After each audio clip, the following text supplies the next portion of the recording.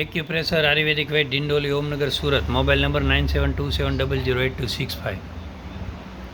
આ છે અમારે જગદીશ બાપુ, લગભગ 30 થી 45 જણાને અહીંયા મોકલ્યા છે, કોઈ જાતના મતલબ વગેરે, કેમ કે એને ગોળાનો પ્રોબ્લેમ હતો, હવે કેમ છે 90% પલાઠી વળવા માંડી। પછી તમારા મમ્મીને એને શું હતું?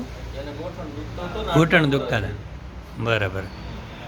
તમારે બેન શું પ્રોબ્લેમ હતો? મારે એસિડિટી ને કબજિયાત, ગેસ, એસિડિટી, ગેસ ને કબજિયાત, બરાબર, સરસ। તો એમાં કેમ લાગે? હવે કેટલા દિવસ થયા આપણે દવા લીધી? એને 15 દિવસ।